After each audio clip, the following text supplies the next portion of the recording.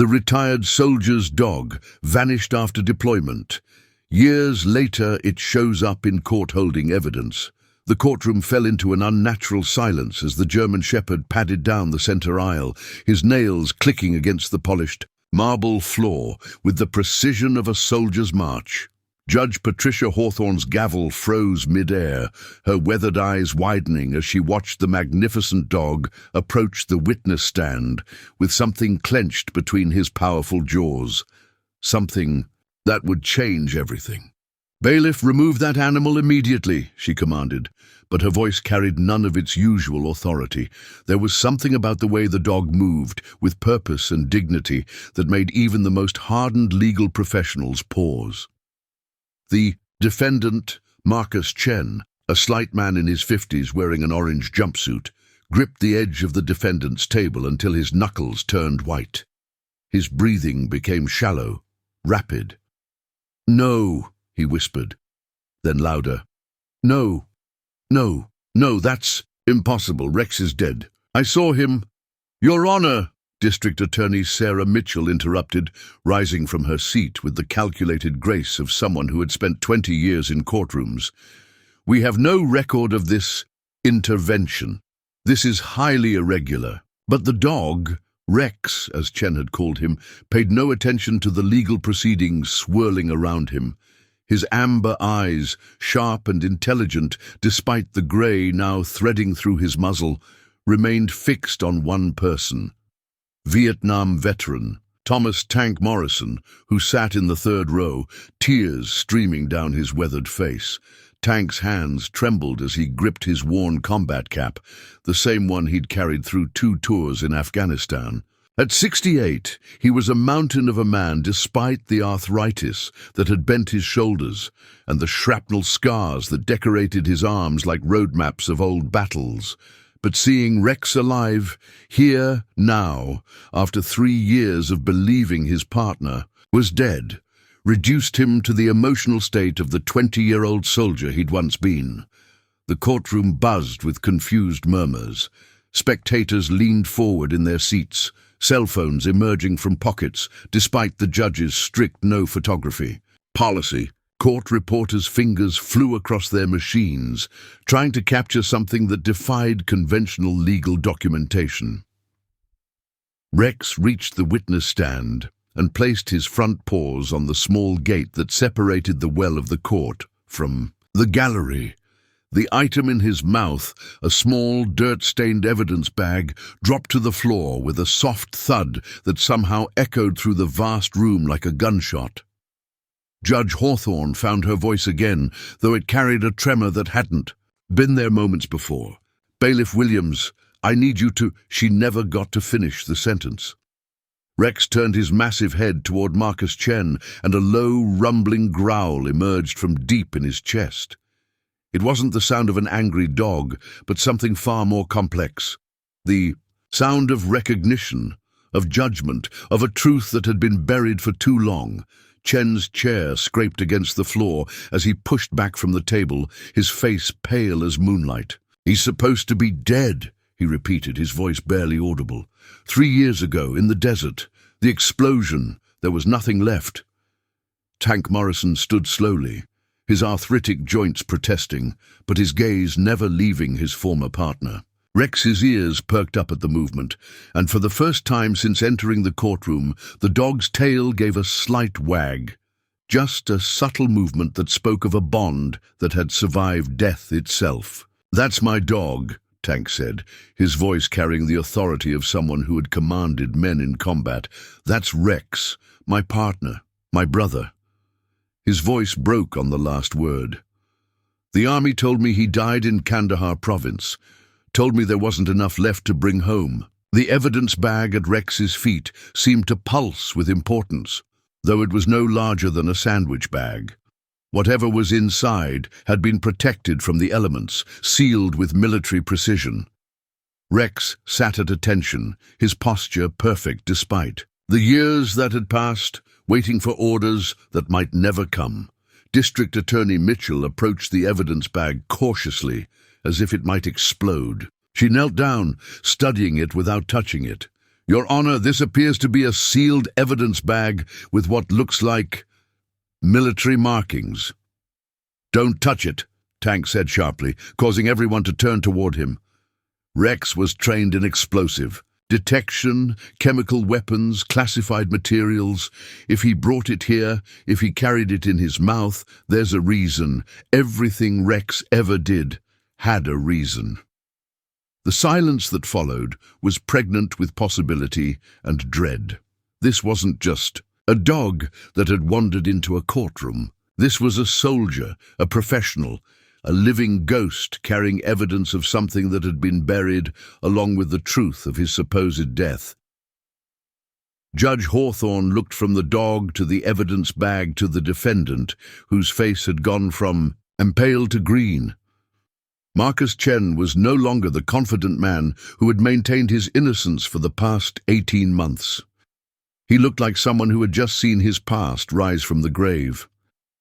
"Bailiff Williams," Judge Hawthorne said carefully, "I want you to contact the military liaison office immediately and call the bomb squad."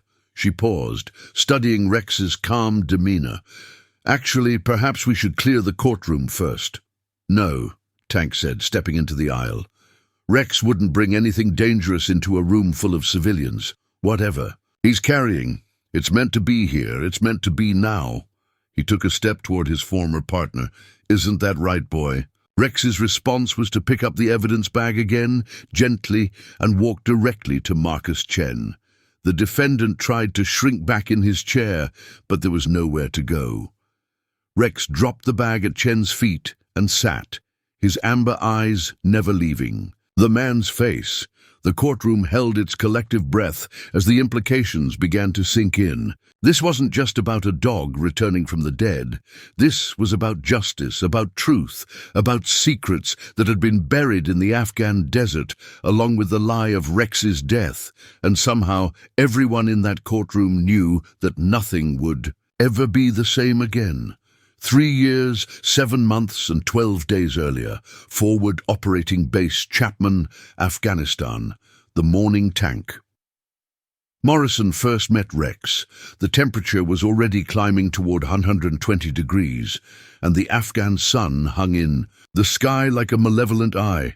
Tank had been in country for 6 months, leading a specialized unit tasked with clearing IEDs from supply routes, when Colonel Sarah Brennan called him into her office with news that would change his life. "Morrison, meet your new partner," she said, gesturing to the most magnificent German Shepherd tank had ever seen. Rex was 2 years old then, all muscle and intelligence, with a coat that gleamed like polished copper in the harsh fluorescent lighting. His ears stood at perfect attention, and those amber eyes, God, those eyes held more wisdom than most humans Tank had served with. "He's trained in explosive detection, chemical weapons identification, and tactical assault support," Colonel Brennan continued, consulting her clipboard. 2 years of specialized training at Lackland Air Force Base, top of his class. He's already completed 1 deployment with his previous handler. "Previous handler?"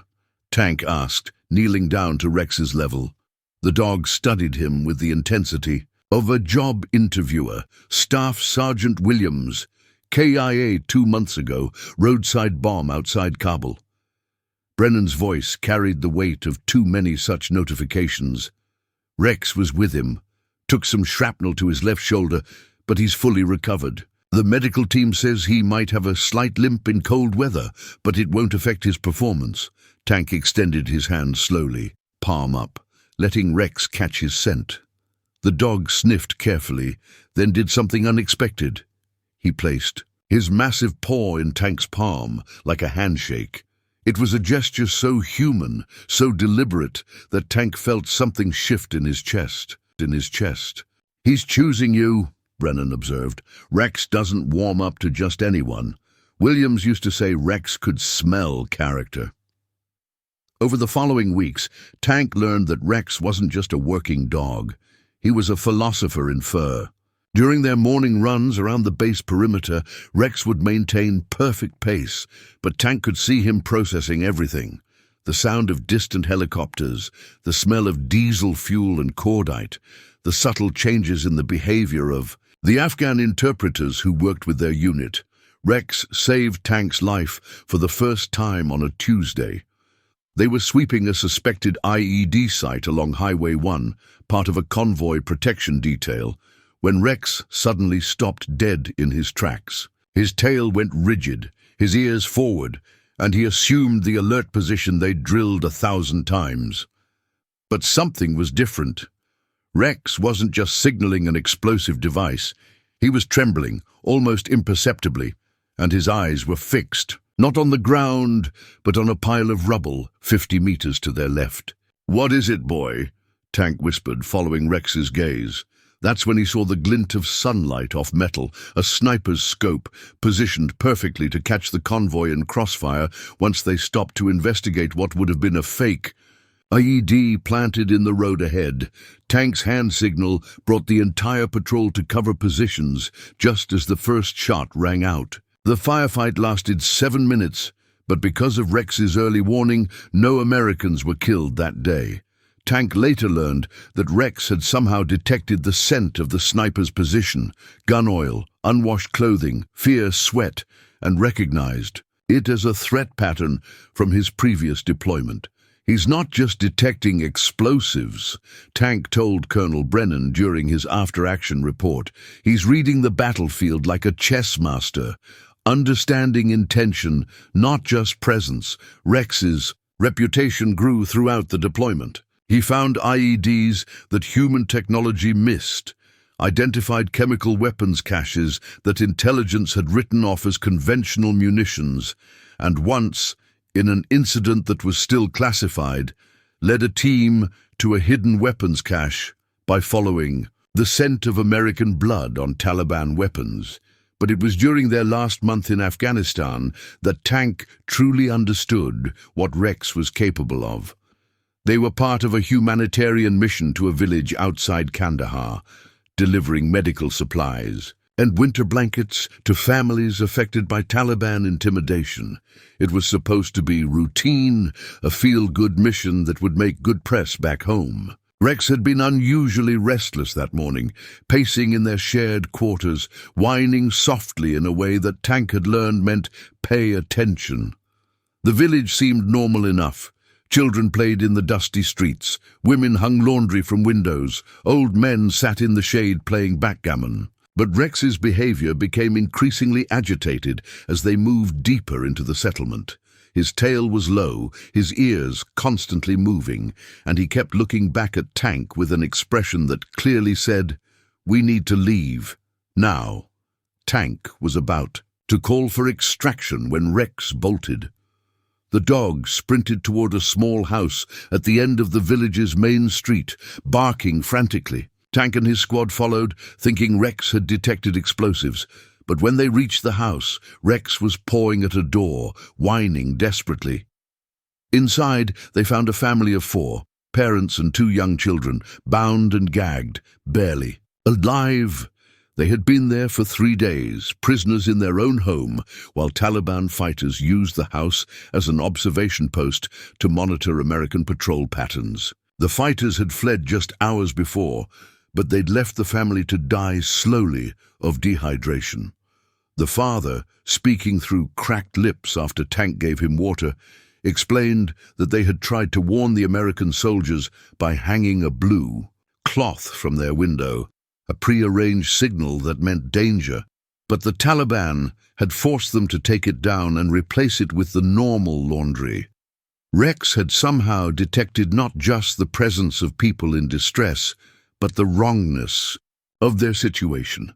Later, Tank would wonder if it was smell, fear, hunger, desperation, or something more mystical. Rex had saved 4 lives that day, not through his training, but through his instinct for justice. That night, as Tank sat outside their quarters under the Afghan stars, Rex pressed against his leg with unusual intensity. It was as if the dog knew. Their time together was running short, as if he could sense the approaching end of their deployment. "What am I going to do without you, boy?" Tank whispered, scratching behind Rex's ears. "You've kept me alive out here, kept me sane." Rex looked up at him with those amber eyes, and Tank could swear he saw understanding there. Understanding and a promise. 2 weeks later, Tank was on a transport back to Fort Bragg, North Carolina, while Rex was supposedly being transferred to a new handler for another deployment. The Army had explained that Rex's specialized training was too valuable to waste on a stateside assignment, that he was needed in theater for at least another year. Tank had argued, fought through channels, even considered going AWOL to stay with his partner. But military regulations were military regulations. Rex was government property, a weapon system, not a pet. The last time Tank saw Rex, the dog was in a transport kennel at Bagram Air Base, scheduled for a flight to his new assignment. Rex had looked at Tank through the kennel bars with an expression that would haunt Tank's dreams for years to come: confusion, betrayal, and a desperate plea to understand why he was being abandoned. "Take care of yourself, boy," Tank had whispered, touching his fingers to the kennel mesh. "Be a good soldier." Rex had pressed his nose against Tank's fingers, and Tank could have sworn he felt the dog's heartbeat through the contact. 3 months later, Colonel Brennan called Tank at his new assignment in North Carolina. Rex was dead, killed in an IED explosion along with his new handler and 2 other soldiers. There wasn't enough left for a proper burial, she explained. The Army was sorry for his loss. Tank had cried that night for the first time since he was 12 years old. He'd lost battle buddies before, good soldiers who died serving their country, but losing Rex felt different. It felt like losing part of his soul. For 3 years, Tank had carried that grief like shrapnel in his chest, painful and permanent. He'd retired from the Army, moved to a small town in Virginia, tried to build a quiet life, but every night he dreamed of amber eyes and the promise of loyalty that transcended death itself. Now, sitting in a courtroom 3,000 miles from those Afghan mountains, Tank realized that some promises are stronger than death, and some bonds survive even the lies of bureaucracy. Rex was alive. His partner, his brother, his other half, was alive, and he had come back to finish a mission that had been waiting 3 years to be completed. The morning after Rex's dramatic courtroom appearance, Tank Morrison sat in the lobby of the Riverside County Courthouse, waiting for answers that seemed as elusive as his supposedly dead partner. The dog in question was currently being held in the courthouse's security office, under the watchful eye of Bailiff Williams and a rotating cast of law enforcement officials who had never quite encountered a situation like this one. Detective Maria Santos approached Tank with the cautious air of someone who had seen too many impossible things turn out to be elaborate hoaxes. At 42, she was a 20-year veteran of the Riverside County Sheriff's Department, with short-cropped black hair and eyes that had learned to see through lies with surgical precision. "Mr. Morrison," she said, settling into the chair across from him, "I need to ask you some questions about your dog." "Rex," Tank corrected. "His name is Rex, and he's not just my dog, he's my partner." Detective Santos consulted her notepad, though Tank suspected she had already memorized every detail of the case. According to military records, K9 Rex, service, number K92847, was killed in action on March 15th, 3 years ago, in Kandahar province, Afghanistan. The official report states that he was killed by an improvised explosive device, along with Staff Sergeant Michael Chen. She paused, looking up at Tank with sharp interest. "Chen, the same surname as our defendant." Tank's blood ran cold. "Michael? Chen was Rex's handler after me. The Army said he died with Rex in that explosion." "Michael Chen was Marcus Chen's younger brother," Santos continued. "According to our investigation, Marcus Chen has been claiming his brother was murdered by his commanding officer over a disagreement about, well, we're not entirely sure what. The case has been tied up in military bureaucracy for 3 years. The pieces were starting to form a picture that made Tank's stomach churn." "What kind of disagreement?" Before Santos could answer, Bailiff Williams appeared in the lobby. his usually calm demeanor replaced by visible agitation. At 55, Williams had worked courthouse security for 15 years and prided himself on maintaining order in even the most chaotic situations. But this morning his uniform was wrinkled, his badge slightly askew, and there were dark circles under his eyes that spoke of a sleepless night. "Detective Santos, Mr. Morrison," he said, approaching their table, "we need to discuss the situation with your dog." "What situation?" Tank asked, rising from his chair with the alertness of a soldier expecting contact. Williams glanced around the lobby, noting the handful of other people waiting for their court appearances, then lowered his voice. "Rex hasn't eaten anything since yesterday, won't drink water, won't respond to commands from anyone except—" He paused, looking directly at Tank. "He keeps staring at the evidence bag, just sitting there watching it like he's guarding it."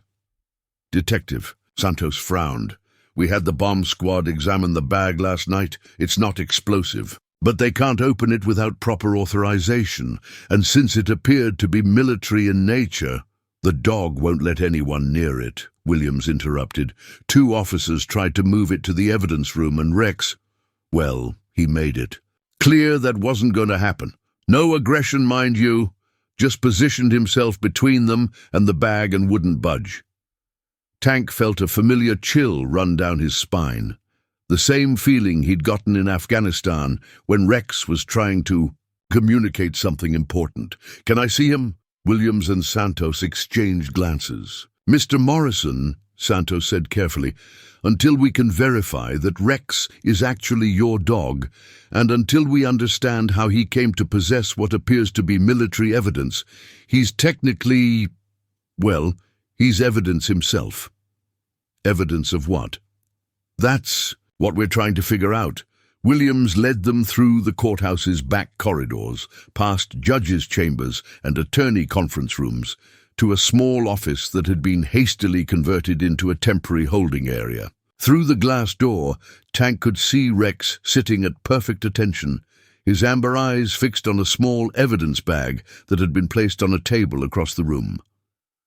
The dog looked older than Tank remembered, with more grey in his muzzle and around his eyes. There were scars on his left shoulder that hadn't been there before, raised lines of scar tissue that looked like they'd come from something more serious than the shrapnel wound Colonel Brennan had mentioned.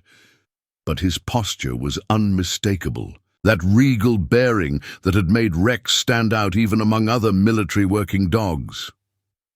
"Rex," Tank said softly, his voice carrying through the glass. The dog's reaction was immediate and devastating. His tail began wagging frantically, his ears perked up, and he rose to his feet with a grace that defied his apparent age. But he didn't bark, didn't whine, didn't make any of the sounds Tank would have expected from a dog seeing his handler after 3 years of separation. Instead, Rex looked from Tank to the evidence bag and back again, his message clear. "I've been waiting for you. I've been guarding this for you." "Jesus Christ," Williams whispered. "He's been waiting for you." Detective Santos was less sentimental. "Mr. Morrison, I need you to think carefully. During your deployment with Rex, did you ever encounter anyone named Chen? Anyone who might have had access to military evidence?" Bags. Tank's mind raced back through his memories of Afghanistan. Michael Chen, yes, he remembered him now. A young staff sergeant, maybe 25, who had been assigned to Rex after Tank's deployment ended. Chen had been green, eager, the kind of soldier who volunteered for every dangerous mission because he wanted to prove himself. "Michael Chen was a good soldier," Tank said slowly. "Inexperienced, but brave. He loved Rex from the first day they were partnered." He paused, watching Rex through the glass. Rex liked him too, which was rare. Rex was usually selective about who he trusted. "What about Marcus Chen? Did you ever meet him?" "No, but—" Tank frowned, accessing memories he'd tried to bury. "Michael talked about his older brother sometimes. Said he was some kind of contractor, worked for the military but wasn't military himself. Logistics, maybe?" Supply chain management? Santos made a note.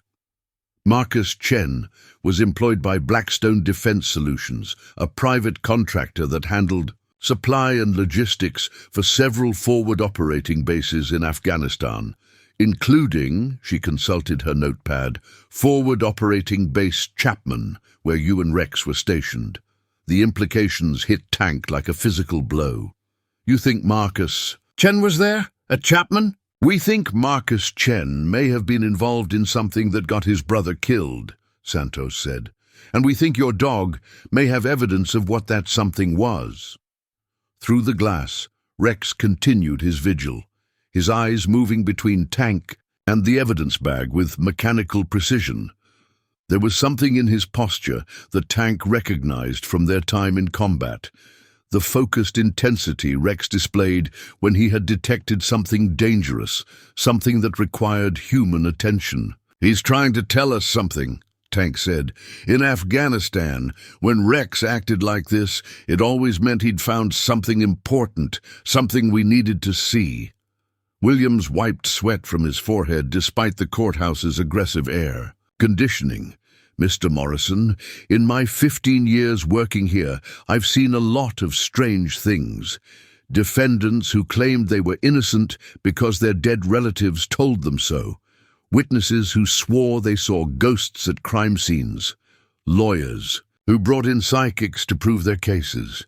He paused, looking at Rex through the glass. But I've never seen anything like this. That dog isn't just carrying evidence. He's testifying. Detective Santos closed her notepad with a snap that echoed through the corridor.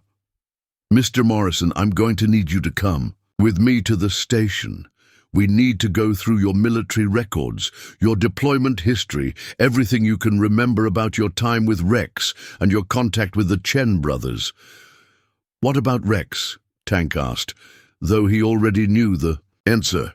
Rex stays here until we figure out what's in that bag and how he came to possess it. Santos paused, studying Tank's face. Mr. Morrison, I need to ask you directly, is there any possibility that you arranged for Rex to appear in that courtroom yesterday?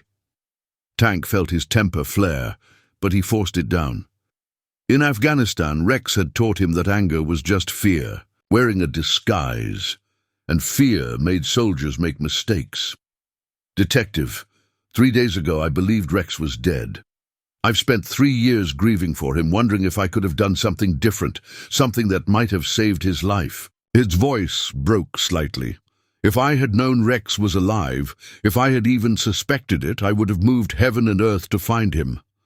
Santos nodded, apparently satisfied with his sincerity. Then we need to figure out where he's been for 3 years, and why he chose yesterday to come back from the dead. As they prepared to leave, Tank placed his palm against the glass door.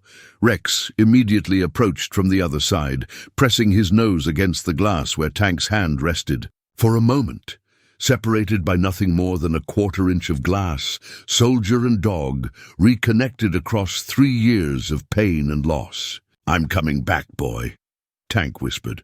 Whatever this is about, whatever you've been carrying all this time, we're going to figure it out together. Rex's tail wagged once, a controlled movement that somehow conveyed both patience and urgency. Then he returned to his position across from the evidence bag, resuming his vigil with the dedication of a soldier who had never been relieved of his post. Walking away from Rex felt like walking away from a piece of his soul all over again. But this time, Tank knew it wasn't goodbye. This time it was a promise. That evening, Tank sat in his small apartment in Riverside, surrounded by boxes he hadn't opened in 3 years. Military records, deployment photos, commendation letters, and personal items from his time in Afghanistan covered every surface of his kitchen table. Detective Santos had asked him to reconstruct his memories of the Chen brothers and his final weeks with Rex, but what he was discovering was far more disturbing than he had anticipated. The photograph that had started it all was buried in a box, labeled Fob Chapman Personal Effects. Tank almost missed it, a candid shot taken by another soldier showing Tank and Rex during a routine patrol. But in the background, partially obscured by a supply truck, stood two men in civilian contractor clothing, having what appeared to be an intense conversation. Tank pulled out a magnifying glass he'd used for reading maps and studied the faces. One was definitely Michael Chen, recognizable by the distinctive scar on his chin from a childhood accident he'd told Tank about. The other man was older, with similar features and the kind of soft physique that came from never having carried a rifle through hostile territory. Marcus Chen. It had to be. Tank pulled out his phone and called Detective Santos. "I found something. A photograph from Afghanistan. Marcus Chen was at FOB Chapman, and he was talking to his brother just weeks before Michael was killed." "What kind of conversation?" Santos asked, her voice sharp with interest. "The kind where people keep looking over their shoulders to make sure no one's watching." Tank studied the photo again. "Detective, I need to tell you something about Michael Chen, something I should have mentioned earlier." "Go ahead." Tank closed his eyes, forcing himself back to those final weeks in Afghanistan. "Michael came to me about 2 weeks before I was scheduled to rotate home. Said he was worried about something involving supply convoys and missing inventory. He wanted to know if Rex had ever detected anything unusual during our sweeps of the supply routes." "What did you tell him?" "The truth. Rex had been finding things that didn't match the manifests, weapons caches that were supposed to contain AK-47s but had American M4s, medical supplies that had been reported destroyed but were showing up in Taliban hands." Tank opened his eyes, staring at the photograph. "I told him to report it through proper channels. I told him not to investigate on his own. But he did investigate, didn't he?" Tank's silence was answer enough. "Mr. Morrison, I need you to come back to the courthouse tomorrow morning and bring that photograph. Judge Hawthorne has agreed to an emergency hearing to address the unusual circumstances of Rex's appearance." After Santos hung up, Tank continued searching through his boxes, looking for anything else that might shed light on what Rex had been carrying for 3 years. What he found instead was a letter he'd forgotten he'd written, a letter he'd never sent. It was addressed to Colonel Brennan, dated just 2 days after he'd learned of Rex's supposed death. In it, Tank had poured out his grief and his suspicions about the circumstances surrounding the explosion that had allegedly killed his partner. He'd written about Michael Chen's concerns, about the irregularities Rex had been detecting, about his growing belief that something was seriously wrong with the supply chain operations at FOB Chapman, but he'd never sent the letter. Military protocol discouraged such speculation from enlisted personnel, and Tank had ultimately decided that his grief was making him paranoid. Now, rereading his own words, he realized his instincts had been correct all along. Tank's phone rang. The caller ID showed a number he didn't recognize, but when he answered, the voice was familiar despite the 3 years that had passed. "Tank? Tank Morrison? Colonel Brennan?" Tank sat up straighter, old habits dying hard. "I got a call from Detective Santos in California. She says Rex is alive." Brennan's voice carried a mixture of disbelief and something else. Hope, maybe, or relief. "He's alive, Colonel. He showed up in a courtroom yesterday carrying evidence. Military evidence." There was a long pause. When Brennan spoke again, her voice was carefully controlled.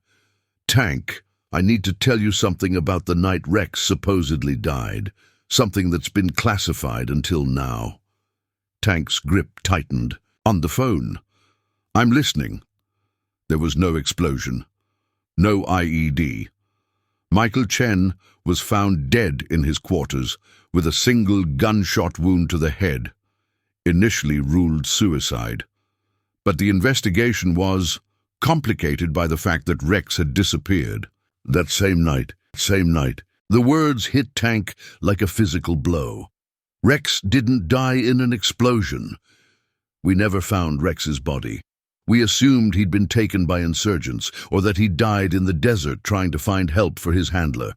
The story about the IED explosion was created to simplify the situation for the families involved. Tank felt his hands trembling. Colonel, what really happened that night? That's what we've been trying to figure out for 3 years. Michael Chen had been investigating irregularities in supply convoy operations. The night he died, he'd requested a meeting with the base commander. He said he had evidence of systematic theft and resale of military equipment to insurgent groups. Brennan paused. Rex was with him when he was killed. The theory was that whoever killed Michael had tried to kill Rex too, but Rex escaped. And you think Rex has been carrying evidence of what Michael discovered? Tank, if Rex has been alive for 3 years, if he's been protecting evidence that could expose whoever killed Michael Chen, then he's been completing his mission. Military working dogs are trained to protect evidence, to maintain chain of custody. Even under extreme circumstances, Brennan's voice grew softer. Rex may have spent 3 years waiting for the right moment to deliver testimony that could bring his handler's killer to justice.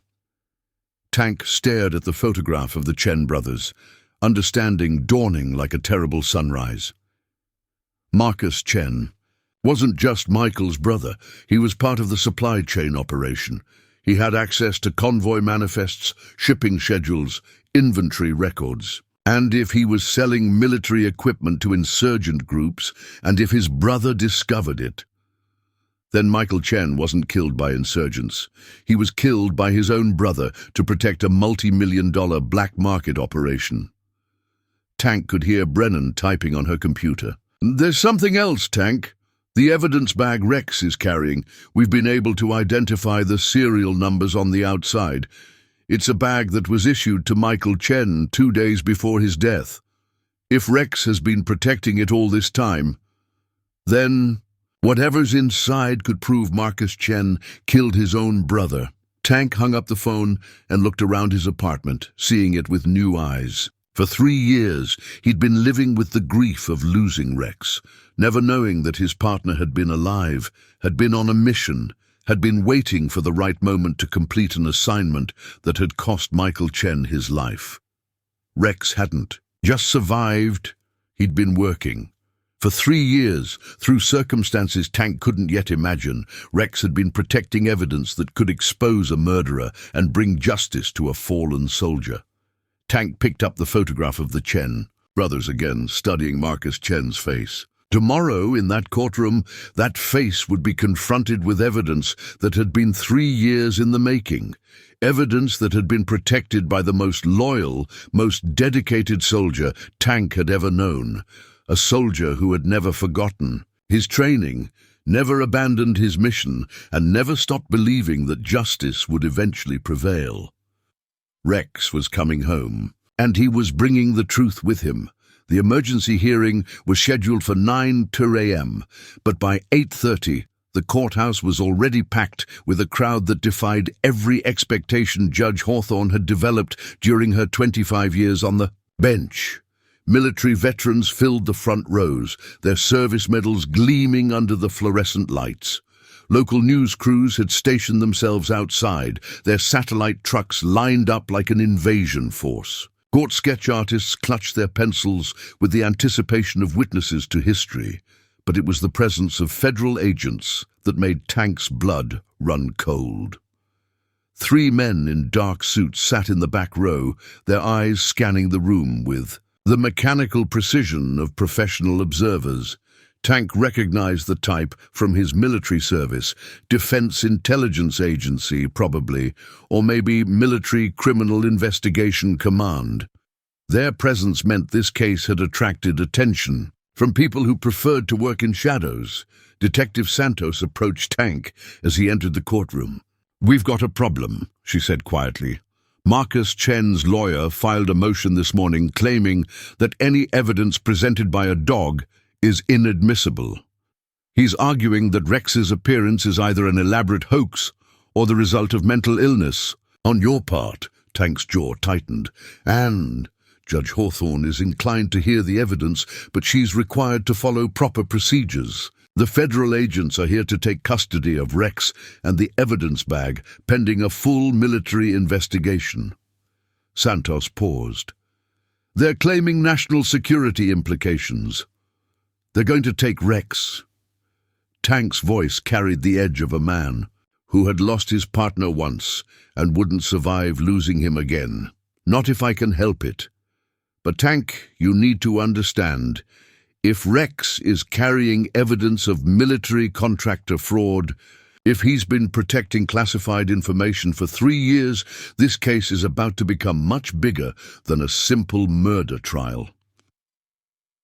The courtroom fell silent as Judge Hawthorne entered, her black robes billowing behind her like storm clouds. At 62, Patricia Hawthorne had presided over everything from gang murders to white-collar fraud.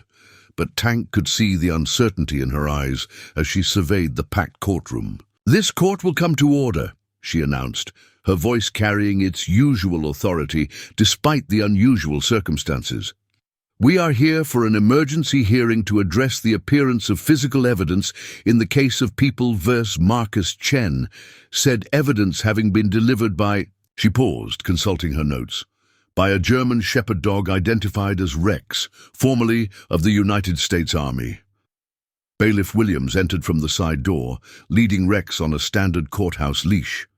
The dog's appearance sent a ripple of emotion through the courtroom. Veterans straightened in their seats, reporters leaned forward, and Marcus Chen visibly paled. But Rex's focus was absolute. He walked directly to the witness stand, where the evidence bag had been placed on a small table under glass. His amber eyes fixed on Tank for just a moment. A look of recognition and determination that spoke volumes about the bond between soldier and dog. "Your Honor," began Marcus Chen's lawyer, a sharp-featured woman named Catherine Walsh, "I must object to these proceedings. Dogs cannot testify in criminal courts. They cannot be sworn in. They cannot be cross-examined. And they certainly cannot maintain chain of custody for evidence. This entire proceeding is a mockery of—" Judge Hawthorne's gavel cut her off. "Ms. Walsh, while I appreciate your concerns about legal precedent, this court has never encountered a situation quite like this one. The dog in question has not been called as a witness, but rather as the evidence bag sat under glass, like a holy relic. Its military-grade plastic clouded with 3 years of desert sand and careful protection. Judge Hawthorne had called a brief recess to allow federal agents to examine the bag's exterior markings, but their findings only deepened the mystery surrounding Rex's impossible journey from a supposedly fatal explosion to a California courtroom.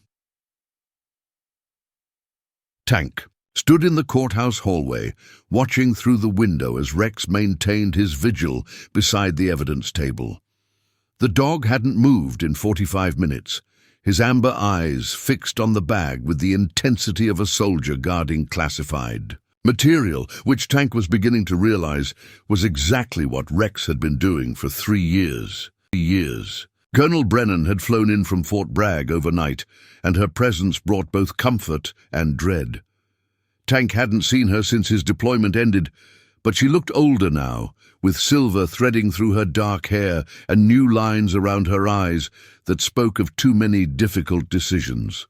"Tank," she said, approaching him with the measured gait of someone carrying heavy news. "The federal agents have completed their preliminary examination of the evidence bag. The serial numbers confirm it was issued to Staff Sergeant Michael Chen on March 13th, 3 years ago, 2 days before his death. What's inside it?" Brennan glanced around the hallway, noting the federal agents positioned near the courtroom doors. "We won't know until Judge Hawthorne authorizes opening it, but the bag's weight and dimensions suggest it contains electronic storage devices, possibly flash drives or SD cards." Tank felt his heart rate increase. Michael's evidence. The proof. He was gathering about the supply chain fraud. "There's something else," Brennan said quietly. "We've been tracking Rex's movements since his disappearance. 3 months after Michael's death, A German shepherd matching Rex's description was reported by Afghan National Police in a village outside Kandahar.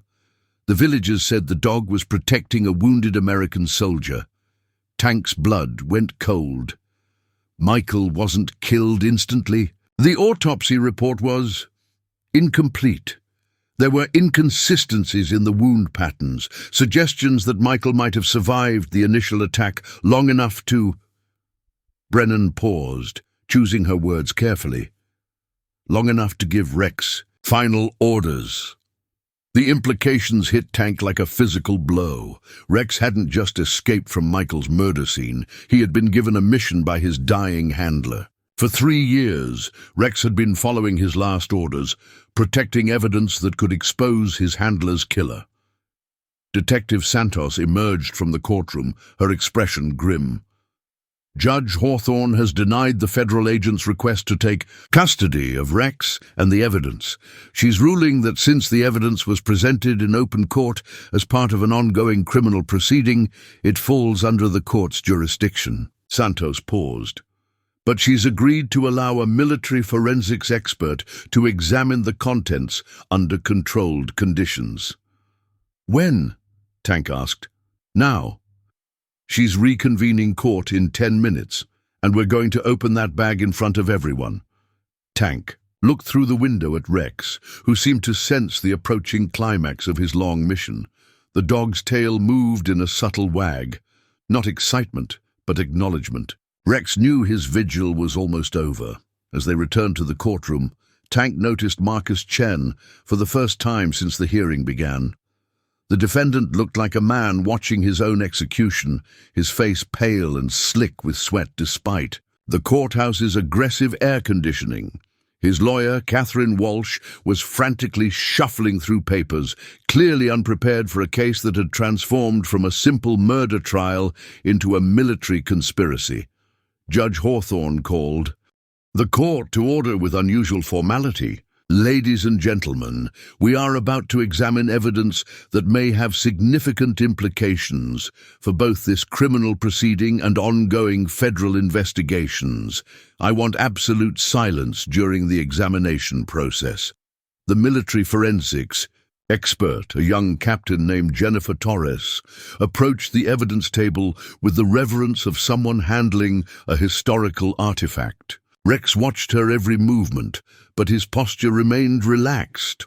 Apparently, Captain Torres had passed whatever test Rex used to evaluate humans. The bag appears to have been sealed using standard military protocols for protecting sensitive materials in hostile environments, Torres announced, her voice carrying clearly through the silent courtroom. The seal is intact, suggesting the contents have been protected from environmental damage for an extended period. She used a specialized tool to break the seal, and Tank held his breath as she carefully extracted the contents. 3 small electronic devices emerged, 2 flash drives and what appeared to be a digital voice recorder, all wrapped in additional protective plastic. Your Honor, Torres said, these devices appear to be in working condition despite their age. I recommend transferring the contents to a secure computer system for examination. Judge Hawthorne nodded. Proceed, Captain. The next 20 minutes transformed the courtroom into something resembling a military briefing room. Captain Torres connected the devices to a laptop computer that had been secured against external networks, while a large monitor displayed the contents for the entire courtroom to see. The first flash drive contained spreadsheets, hundreds of them, documenting supply convoy schedules, inventory manifests, and shipping records for Forward Operating Base Chapman. At first glance, they appeared routine, but Captain Torres quickly identified the anomalies that had caught Michael Chen's attention. These records show systematic discrepancies between shipped quantities and received quantities, Torres explained, highlighting specific entries. Medical supplies, weapons, ammunition, and high-value electronic equipment were consistently reported as destroyed or lost in transit. But GPS tracking data suggests the convoys completed their routes without incident. Tank watched Marcus Chen's face as the evidence mounted. The defendant was no longer pale. He was green, and his hands trembled as he gripped the edge of the defendant's table. The second flash drive contained photographs, dozens of them, taken covertly in what appeared to be warehouse facilities. The images showed American military equipment being repackaged into unmarked containers, with Afghanistan National Army uniforms visible on some of the workers. But it was the voice recorder that delivered the killing blow. Captain Torres activated. The playback and Michael Chen's voice filled the courtroom like testimony from beyond the grave. The recording was date-stamped March 15th, the day he died. "This is Staff Sergeant Michael Chen, service number 38472946, the voice began, weak and strained. "If you're hearing this, something has happened to me, and Rex has completed his mission to deliver this evidence to proper authorities." Tank felt tears streaming down his face as he listened to a dead soldier's final testimony. "My brother Marcus has been operating a supply diversion scheme for the past 18 months. Michael's voice continued. "He's been falsifying convoy reports to cover the theft and resale of American military equipment to Taliban and other insurgent groups.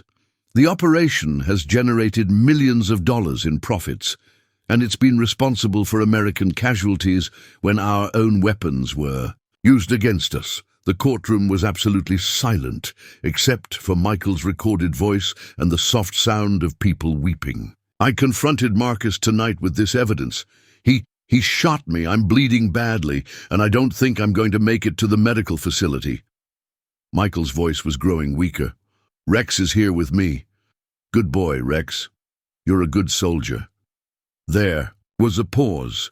Then Michael's voice returned with the formal cadence of a military report. "Rex, protect this evidence.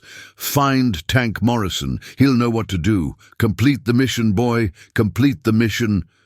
The recording ended with the sound of Rex whining and what might have been Michael Chen's final breath. The silence that followed was broken by Marcus Chen's voice, hoarse and desperate. "That's not... He was supposed to be dead. Rex was supposed to be dead. The explosion..." His lawyer placed a restraining hand on his arm, but it was too late. Marcus Chen had just confessed to murdering his brother in front of a courtroom full of witnesses. Judge Hawthorne's gavel fell like a gunshot. "Mr. Chen, I advise you to remain silent until you've consulted with your attorney." But Marcus Chen was beyond legal advice. 3 years of believing he had successfully covered up his brother's murder, 3 years of thinking the only witness to his crime was dead, had shattered in the space of 20 minutes. He slumped in his chair, the fight gone out of him completely. Tank looked at Rex, who had left his position beside the evidence table and was now walking toward the gallery. The dog's mission was complete. The evidence had been delivered, the testimony given, justice served. But Rex's amber eyes were fixed on Tank with an expression that held both satisfaction and exhaustion. For 3 years, Rex had been a soldier, on a mission. Now finally, he could just be a dog coming home to his partner. The pandemonium that erupted in Judge Hawthorne's courtroom defied every protocol the veteran jurist had established during her quarter-century on the bench. Federal agents were speaking urgently into their phones. Reporters were frantically typing on their devices despite the no electronics policy, and Marcus Chen was having what appeared to be a complete psychological breakdown in front of 36 witnesses. "Order!" Judge Hawthorne commanded, her gavel striking the bench with the authority of someone who had seen justice prevail in the most unlikely circumstances. "This court will maintain order." But Rex was oblivious to the chaos swirling around him.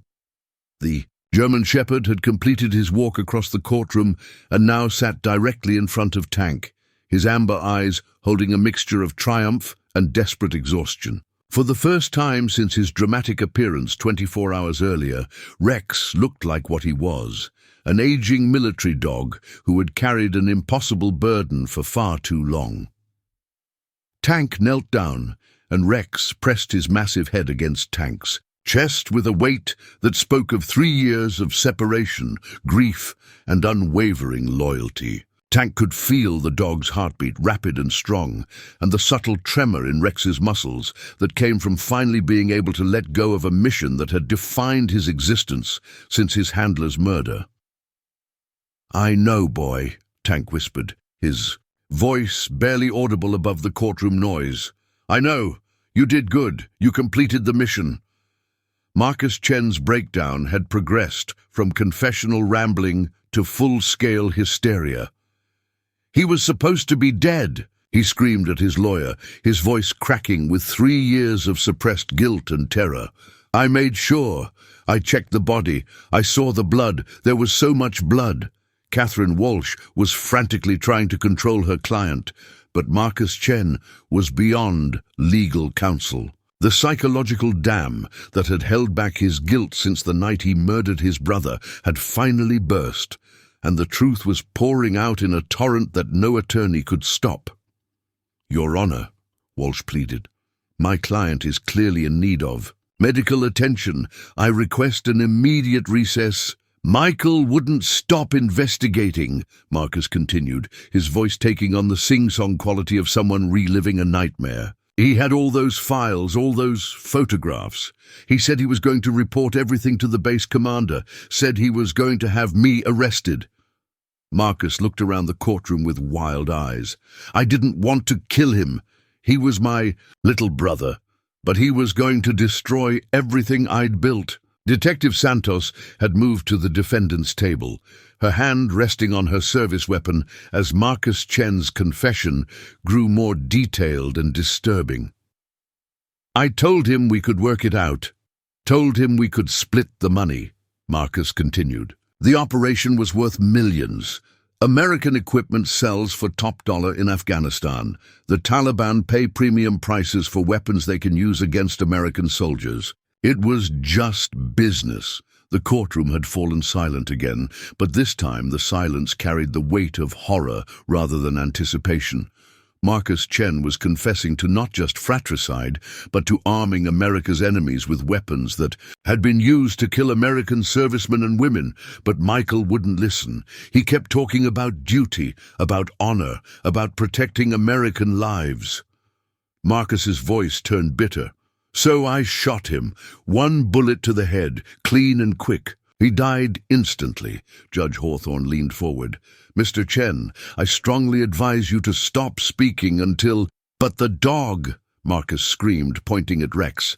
"The fucking dog wouldn't leave. Michael was dead, but Rex kept trying to wake him up, kept pushing at his body with his nose. I tried to shoot the dog too, but he was too fast, too smart. He grabbed something from Michael's gear and ran into the night."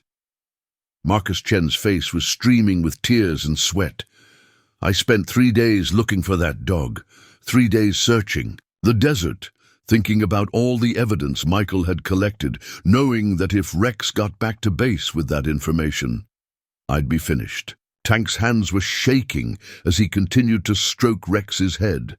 The dog was completely relaxed now, as if Marcus Chen's confession was the final piece of a puzzle Rex had been carrying for 3 years. "So I arranged an accident," Marcus continued. "Falsified reports about an IED explosion claimed both Michael and the dog were killed. The army accepted the story. Missing soldiers and dogs in Afghanistan weren't unusual. Case closed, problem solved." Captain Torres, the military forensics expert, had been quietly working at her laptop during Marcus Chen's breakdown. Now she looked up with an expression of professional disgust. "Mr. Chen," she said, her voice carrying the cold authority of military justice, "the evidence on these drives indicates your operation was responsible for the deaths of at least 17 American servicemen and women. The weapons and equipment you sold to insurgent groups were used in attacks against American forces. The federal agents in the back row were no longer passive observers. They had risen from their seats and were moving toward the defendant's table, with the coordinated precision of a military operation. But Marcus Chen wasn't finished with his confession. "I thought it was over," he said, his voice dropping to a whisper. 3 years of thinking I was safe, thinking the evidence was buried with Michael and that damn dog. He looked at Rex with a mixture of hatred and terror. But he came back. He fucking came back from the dead to destroy me. Judge Hawthorne had heard enough. Mr. Chen, you are under arrest for the murder of Staff Sergeant Michael Chen and for conspiracy to provide material support to terrorist organizations. You have the right to remain silent, a right I strongly suggest you exercise immediately. As federal agents placed Marcus Chen in handcuffs, Tank stood up with Rex at his side. The dog's mission was complete, but Tank realized his own mission was just beginning. Rex would need medical attention, psychological evaluation, and probably years of rehabilitation to recover from 3 years of surviving alone in Afghanistan while protecting evidence that could expose his handler's killer. But they would face that challenge together, as partners, as brothers in arms who had been separated by lies and reunited by truth. Detective Santos approached Tank as federal agents led Marcus Chen from the courtroom. Mr. Morrison, there are going to be extensive debriefings, investigations, and probably congressional hearings. This case is going to make headlines for months. Tank nodded, but his attention remained focused on Rex. What happens to him now? That's up to you, Judge Hawthorne said, approaching them with an expression of wonder that transcended her usual judicial reserve. According to military regulations, Rex completed his active service 3 years ago when his handler was killed. Technically, he's been a free agent since then. She paused, studying the bond between soldier and dog. But if you're willing to adopt him officially, I think the Army would be happy to facilitate the paperwork. Tank looked down at Rex, who was staring back at him with those amber eyes that had seen too much death, carried too many secrets, and protected truth when the human world had failed. The dog's tail wagged once, not with excitement but with contentment. "What do you say, boy?" Tank asked. "Ready to come home?" Rex's answer was to lean against Tank's leg with his full weight, finally allowing himself to be just a dog who had found his way back to his partner. The story exploded across national media within hours of Marcus Chen's confession. By evening, every major news network was running footage of Rex walking through the courthouse, and social media was flooded with hashtags like Justice Rex and Military Dog Hero. The image of Tank kneeling beside Rex in the courtroom became iconic, a symbol of loyalty, justice, and the unbreakable bond between soldiers. Tank found himself trapped in his hotel room by a sea of reporters, their camera crews stationed in the parking lot like a small army. Through his window, he could see protesters with signs reading "Justice for Michael Chen" and "Honor our military working dogs," while counter-protesters demanded investigations into the broader military contractor system that had enabled Marcus Chen's crimes. Rex seemed oblivious to the media circus swirling around them. The dog had spent most of the afternoon sleeping on the hotel room's carpet, his body finally able to rest after 3 years of hypervigilance. Occasionally, he would wake and look at Tank with an expression that seemed to ask, "Is it really over?" Tank's phone hadn't stopped ringing. Military officials, government investigators, book publishers, and movie producers all wanted to hear the story of the dog who had delivered justice from beyond the grave. But Tank wasn't ready to talk about what Rex had endured, not until he understood it himself.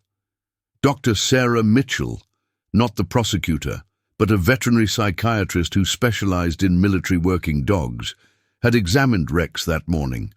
Her report was both encouraging and heartbreaking.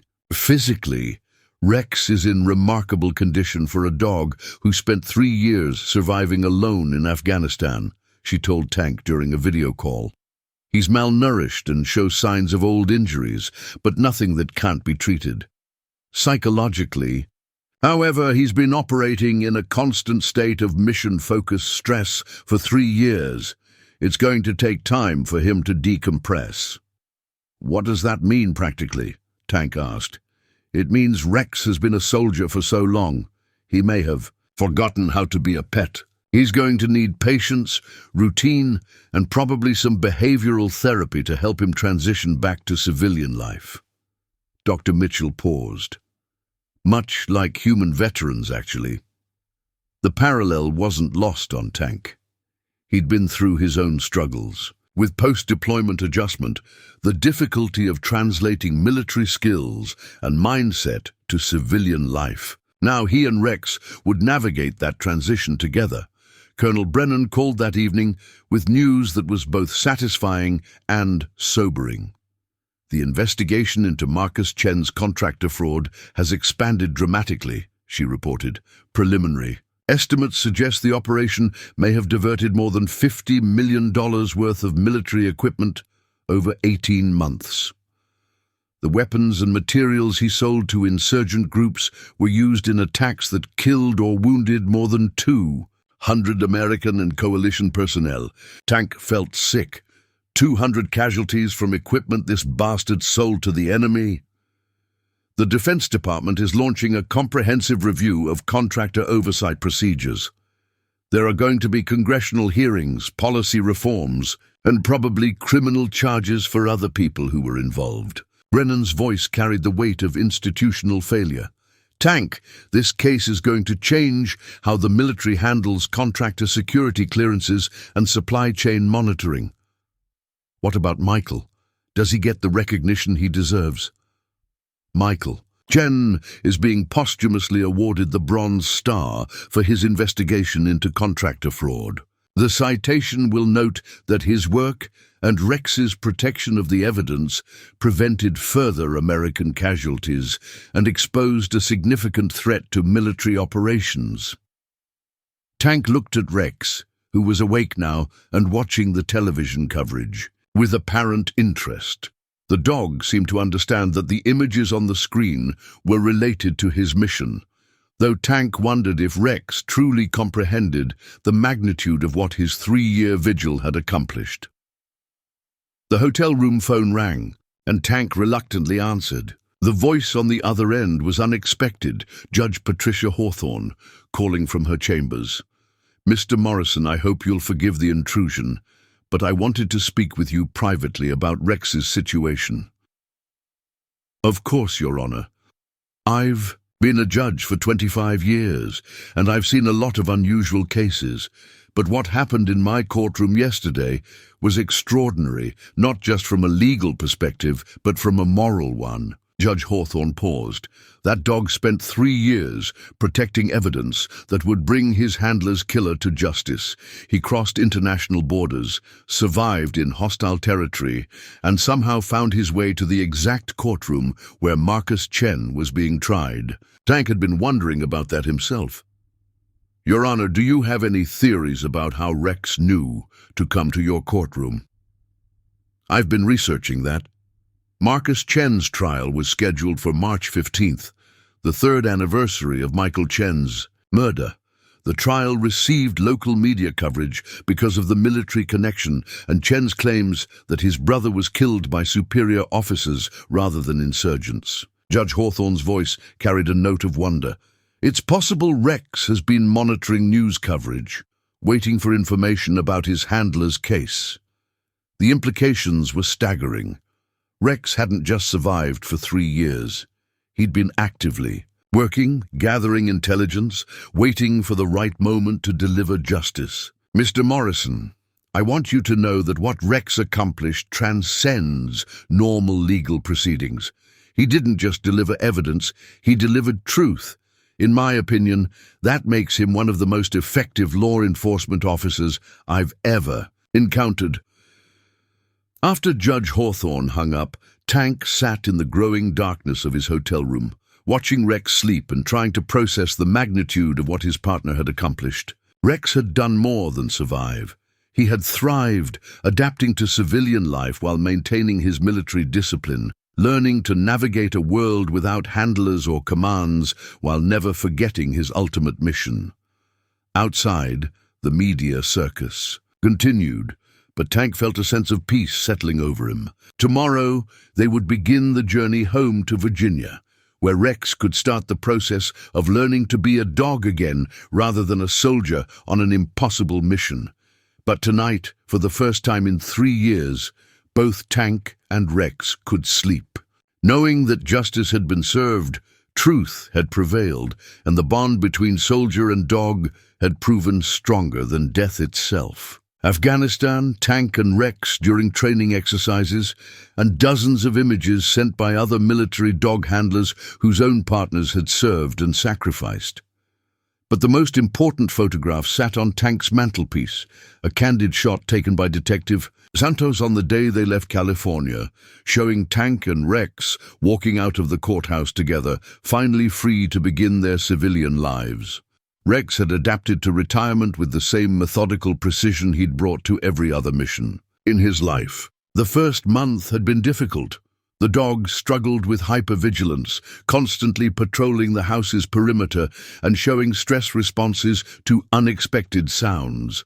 But Dr. Mitchell's behavioral therapy recommendations had worked, and gradually, Rex had learned to relax. The transformation hadn't been instant or easy.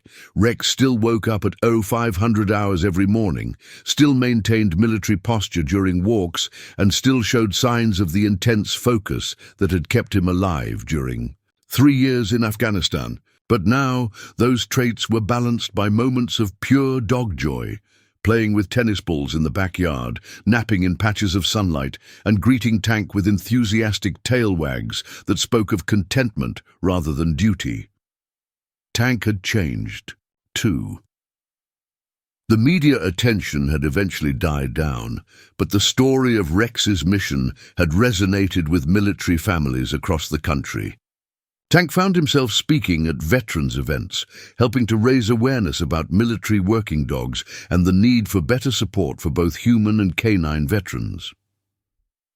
The Bronze Star ceremony for Michael Chen had taken place at Arlington National Cemetery, with Rex serving as an honorary pallbearer for the Military Dog Memorial Service. Tank had never seen Rex more focused than during that ceremony. The dog seemed to understand that his handler was finally being honored for his sacrifice. Marcus Chen had been sentenced to life in prison without possibility of parole for his brother's murder, with additional sentences for treason and providing material support to terrorist organizations. The contractor fraud investigation had expanded to include dozens of other cases, resulting in policy reforms that would protect future military operations from similar betrayals. But for Tank and Rex, the most important changes were personal.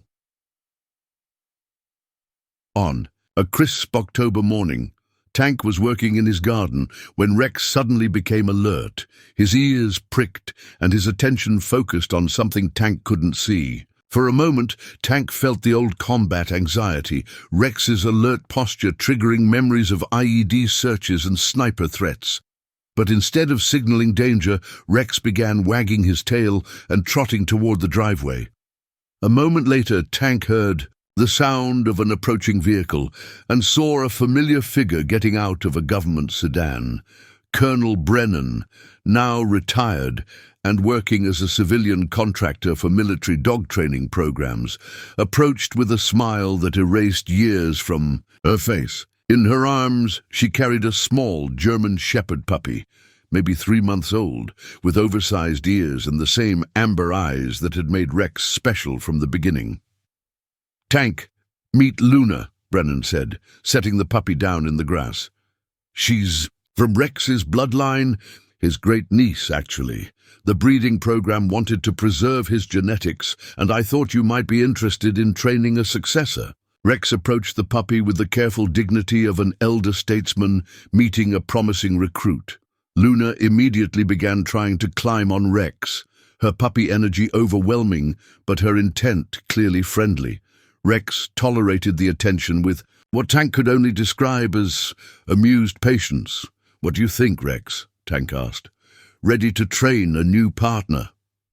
Rex's response was to gently take Luna by the scruff of her neck and carry her to his favorite spot under the oak tree, where he settled down with the puppy between his front paws. It was a gesture that spoke of mentorship, protection, and the continuation of a legacy that had begun in the mountains of Afghanistan.